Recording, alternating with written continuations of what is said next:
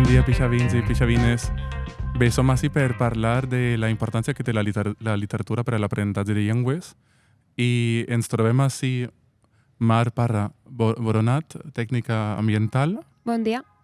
i Àngela Segrelles Montfort, metgessa. Bon dia. Moltes gràcies per vindre i benvingudes, sobretot a les participants. Totes dues són alumnes meues del curs d'UC2, és a dir, el primer curs de C2 de Valencià, i és un plaer que hagin vingut i que hagin decidit acompanyar-me en aquest podcast, perquè resulta que en classe havíem comentat la importància que té per a nosaltres, per als tres, la fantasia, la ciència-ficció, la lectura, per a l'aprenentatge de llengües, especialment de llengües estrangeres, i aleshores volíem comentar-ho, parlar-ne un poc més. Per començar, així en general, què llegiu? Mar, si vols començar? Jo ara mateix el que lliig més que res són fanfics de Magnus Archives, que és un podcast de terror en anglès, però durant la meva vida he llegit diferents tipus de fanfics. I l'últim llibre, així més novel·la publicada per editorial que vaig llegir en anglès era la saga de The Locked Tomb de Tamsin Muir. Quan dius fanfics, les fanficcions, què són?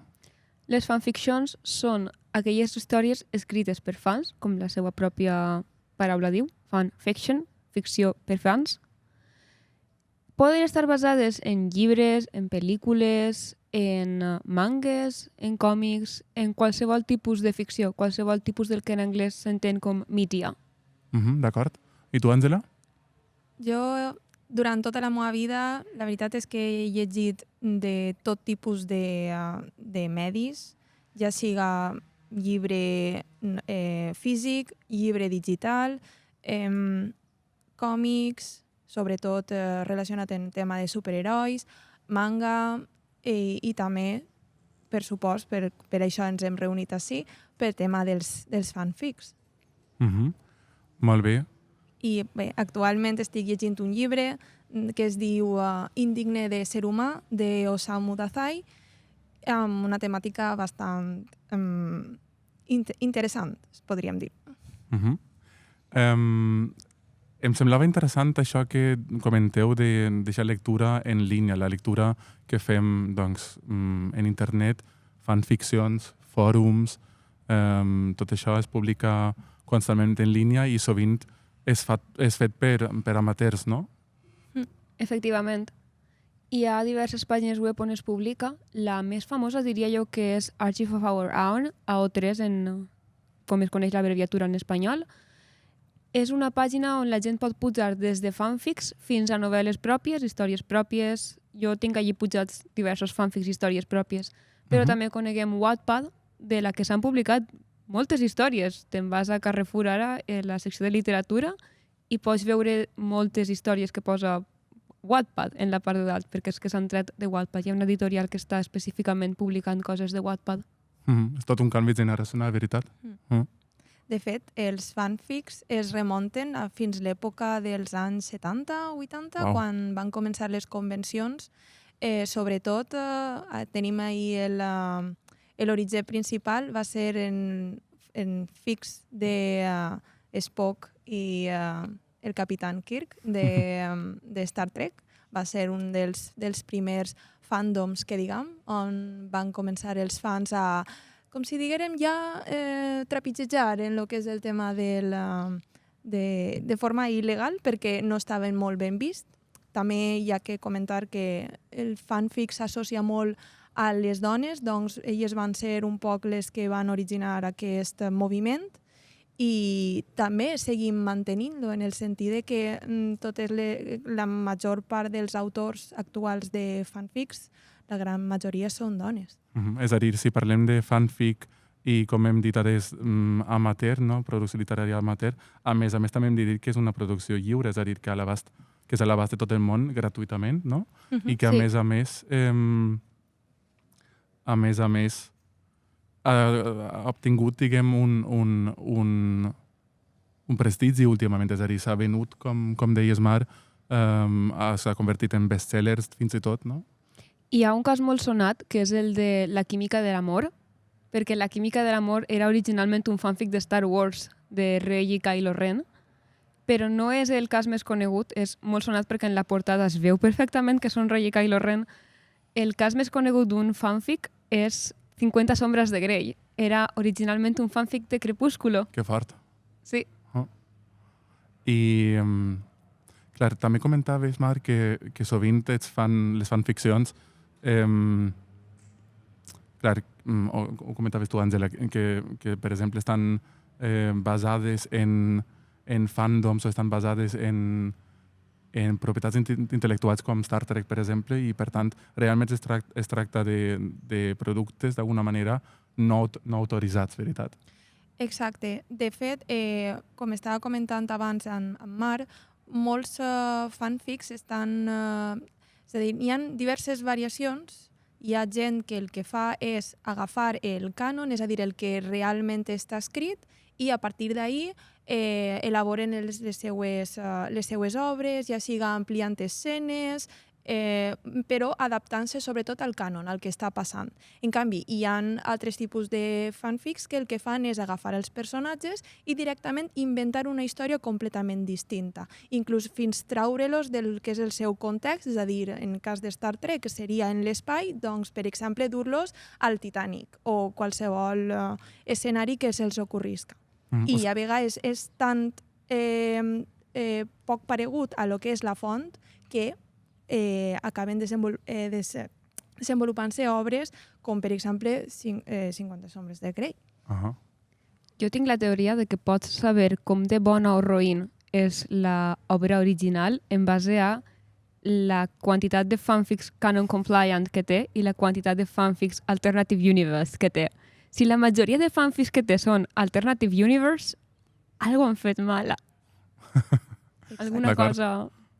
Quan dius Alternative Universe és que està tret del context no original. És el segon que deia ella. El primer canon compliant és la primera definició que ha donat. Alternative Universe és la segona. D'acord.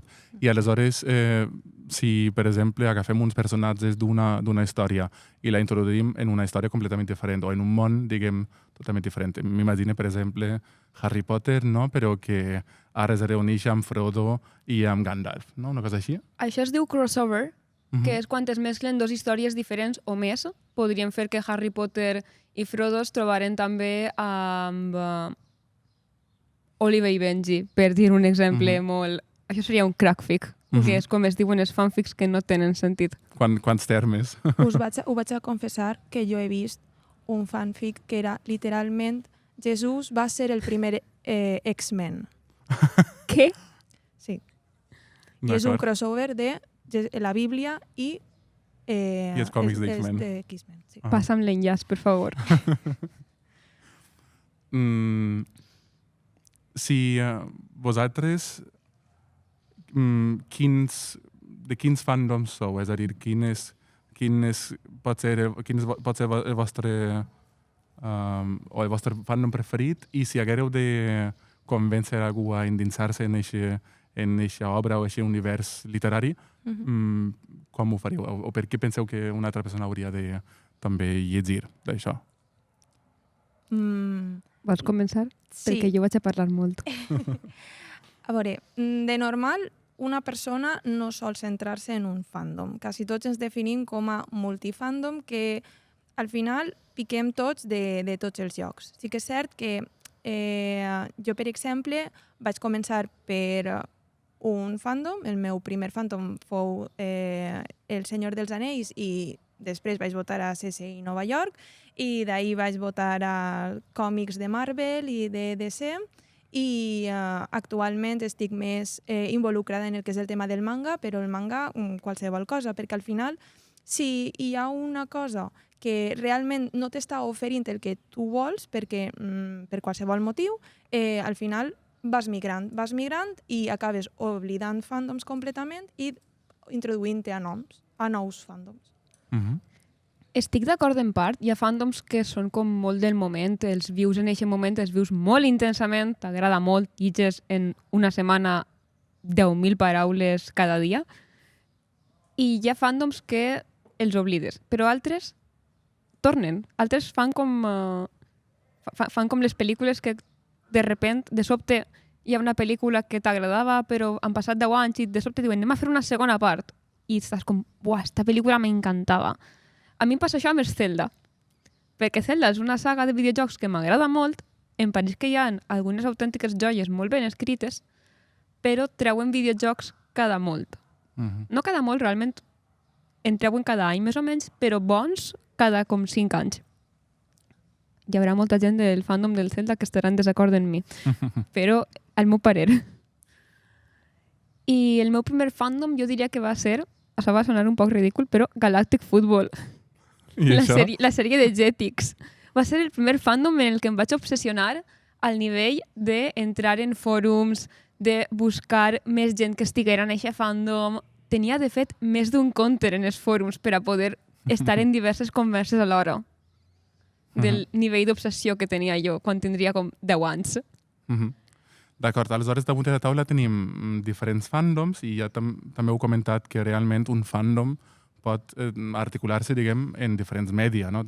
Havies comentat Star Trek, doncs pot ser còmic, pot ser novel·la, però també pot ser la sèrie o les pel·lícules, no? O les fanficcions, també. És a dir, que és un element més. I a banda també heu tret o heu comentat, doncs, això, mangues, però també webnovel·les, també videojocs. Per tant, per tu, Mar, per exemple, els videojocs també és literatura? Sí, no? Sempre, alguna vegada? Jo diria que sí. Depèn, òbviament, del tipus de videojoc. Va ser una literatura amb més profunditat o menys, però a la fi tots tenen una història que et conten i tots estan escrits. Ben, mal escrits, elaborats, poc elaborats, depèn. Però si haguera de destacar-ne alguns, a part del Zelda, que ja l'he comentat abans, destacaria el Baldur's Gate 3, el Baldur's Gate 3, que va eixir l'estiu passat. És un joc que li he tirat 300 hores i encara no he vist totes les escenes. Està molt ben escrit, té una trama molt interessant, els personatges tenen un desenvolupament molt... que dona molta satisfacció jugar i veure. I també el Hades 1, l'Hades 2 l'estic jugant ara, però l'Hades 1 m'ha passat un poc el mateix que amb el Baldur's, que li he tirat una barbaritat d'hores i encara m'eixen converses noves. I està molt ben escrit. D'acord. Em sembla fascinant en el tema de les fanficcions, i tornem ara després al tema dels videojocs i mangues i còmics, però em sembla fascinant com al final les fanficcions no deixen de ser un tresor d'intertextualitat, és a dir, de referències a múltiples universos literaris i això també m'ho he trobat jo en còmics, per exemple, prestigiosos com Sandman o còmics per l'estil. Al final crec que tots bevem de diferents fonts i és molt interessant com hi ha adaptacions i com d'una mateixa font va com eixint i brollant com diferents productes. Però faré una pregunta polèmica, perquè hem parlat de literatura i de la bona qualitat també de com està escrit, per exemple, Baldur's Gate. En el cas de les fanficcions, diríeu que és literatura al mateix nivell que la literatura publicada diguem, per les vies convencionals, editorial, etc. O és simplement, diguem, un vici plaenter que llegim per a descobrir com podria haver anat, no? I si tal persona haguera acabat estant amb tal altra persona i festejant amb no sé qui en lloc de no sé què altre. És a dir, què en penseu? Depèn del teu grau de desesperació per obtindre material. És a dir, si el fandom en el que estàs no hi ha molta gent, a vegades el que són el poc que trobes, menges i encara que no siga bo, tens molta fam i vas a menjar. En canvi, si és ja algo més popular, que hi ha 8.000, 9.000, i això és dir poc, 8.000, 9.000, vull dir en els 2.000, però actualment hi ha 500.000 dels fandoms més populars. Ahir pots ja filtrar més el que és bo i el que és roïn. El que és roïn pot ser molt roïn, poden ser fics escrits en primera persona, que són... també depèn de com sigues. Si t'agraden, t'agraden. Si no t'agraden, els detestes i fora. Però com hi ha més varietat, pots arribar a triar i pots arribar a llegir coses molt bones. Però hi ha de tot. Jo vull respondre... Ui, perdó. No. Jo vull respondre amb una pregunta a aquesta pregunta. Soc aquest tipus de persona. Què consideres que és bona literatura? Ui. Què considere que és bona literatura? Que es puga llegir i... és a dir, que tinga un mínim de... que no tinga faltes d'ortografia, que no escriguen com si fos un SMS dels anys dels 2000, que falten lletres i que no hi ha espaiats ni res. Això és un mínim. Sí, això és un mínim Sí. de per favor. En això estic d'acord. I clar, l'he dit, hi ha tipus de registres que inclús hi ha hasta fins el que són songfics, que són literalment són lletres de cançons i això és el fic. I quatre línies entremig. Això és el que anava a dir. Sí. Els songfics són cançons i el text que ha inspirat la cançó. Jo, per exemple, això no ho suportava, perquè per a que em contes una cançó no m'ompli. És a dir, no me pareixia... Estàs agafant una cançó d'una altra persona. Però sí, és a dir, un mínim. Jo crec que la resposta no la contestaré perquè és massa difícil, la de què és la bona literatura. Però jo crec que la resposta que al final pot ser hi ha molta porqueria, però també hi ha molta porqueria en la literatura publicada i que al final, si hi ha prou varietat, aquesta varietat te permet destriar i filtrar i al final doncs, llegir coses bones. Jo crec que en això podem en general estar d'acord, no? Sí, és que jo crec que és més qüestió de que cada persona té un gust diferent. Per exemple, jo puc llegir-me una novel·la i que siga la meva novel·la favorita i la recomane al meu millor amic i em diu això què és? Que m'has dit que en lliga? No m'agrada. Igual en els fanfics. A la fi depèn de què busca cada persona. Vas a trobar un fanfic que t'agrada quasi segur. En fandoms que tinguen suficient gent, quasi segur vas a trobar alguna cosa que la vas a llegir i vas a dir m'agradaria tindre això imprès. Voldria tindre això imprès en la meva estanteria. En tot el que heu comentat, pense que llegiu generalment en anglès, no? És a dir, o llegiu fanficcions o mangues, còmics també en altres idiomes? Com està? En anglès, efectivament. Sí, jo també en anglès, la major part, sí. I diríeu que vos ha servit per a millorar el vostre anglès? Que sí m'ha servit. Quan tenia 15, 16 anys, més o menys, estava llegint-me Cazadores de sombres i tenia tal obsessió en no fer-me spoilers que em vaig llegir el quint llibre quan vaig ir en anglès, sense esperar a que el tragueren en espanyol. Vaig aconseguir llegir-me-lo sense fer-me spoilers de ningú en xarxes socials. Vaig entendre el llibre sencer? No. Però vaig aprendre una barbaritat de vocabulari, perquè per context entenia moltes paraules que no sabia. I després de llegir-me'l, quan vaig seguir llegint coses en anglès, em vaig donar compte de que les entenia molt millor. I no sols per tema de vocabulari, també per el tema de sintaxis, ordre de les oracions, on va el subjecte, on va el verb, aquest tipus de coses, se'm varen interioritzar. I també pot ser el llindar de frustració. Al principi pensem que una cosa o ens frustra molt no entendre tot i aleshores deixem la lectura, però si ja una vegada has superat aquest llindar i has vist que efectivament sí que eres capaç de llegir en anglès, jo crec que ja les futures, o en valencià o en l'idioma que vulguis, ja les futures lectures són molt més fàcils. Cert. Sí, també passa, per exemple, quan veus una sèrie amb subtítols o sense subtítols, inicialment, abans costava molt trobar subtítols i moltes vegades n'hi havia termes que ho treies les escenes mitjançant el context. I posteriorment, al final, acabava buscant resums per tal de saber si m'he enterat completament de què anava el capítol de la sèrie o el que siga, i a partir d'ahir elabores tant un vocabulari ric i el tema de l'accent, perquè una cosa que manca normalment en qualsevol idioma és que si no trobes ninguna persona per tindre una bona conversa, al final l'accent l'acabes traient dels medis audiovisuals que utilitzes. Si veus sèries en anglès americà, acabes adoptant l'accent americà, encara que hagis après tota la vida l'anglès britànic, i viceversa. D'acord. Doncs ja per acabar, voldria que digueu per a les persones que potser no coneixen aquest món en quines plataformes poden trobar aquests continguts que heu estat dient. Si busqueu en Google AO3 tot junt i xirà, i si no, vaig a dir-ho espaiet, Archive of Our Own, archivo de nuestra propiedad, de nosotros mismos. En eixa hi ha moltíssims fanfics i a més tenen un sistema de búsqueda molt còmode, molt fàcil de filtrar.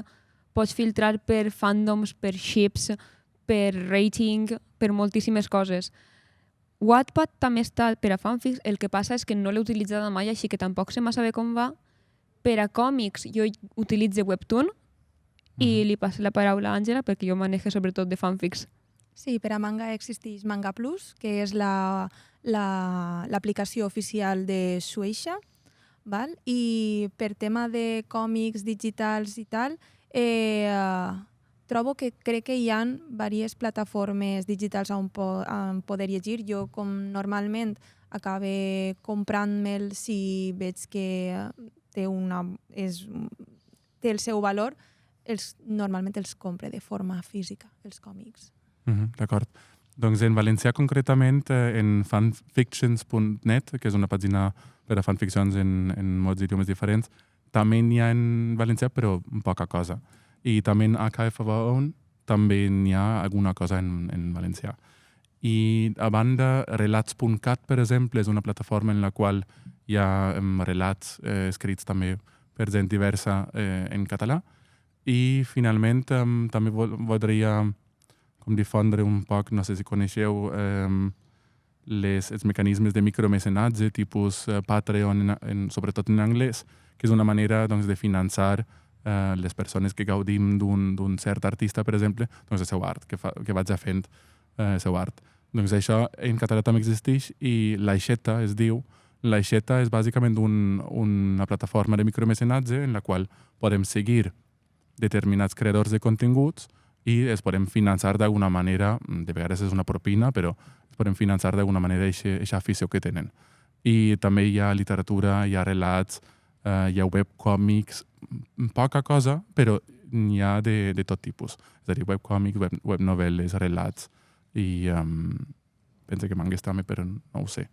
I després, a banda, en diferents fandoms, en diferents comunitats de fans concretes, per exemple, Harry Potter, que en aquest moment va tindre molt bona acollida als països catalans, doncs, per exemple, sí que també hi ha moltes fanficcions escrites en català, però que no estaran en cap plataforma centralitzada, sinó que haureu de trobar, diguem, eixe fandom i que tinga la seva comunitat, no? La seva pàgina, i en eixa pàgina també trobareu fanficcions de Harry Potter. I així també amb altres universos literaris cinematogràfics, Star Wars, Star Trek, etc. Molt bé, doncs moltes gràcies. Ha sigut un plaer compartir aquesta taula, aquest podcast amb vosaltres i fins prompte. Igualment. Mateix dic.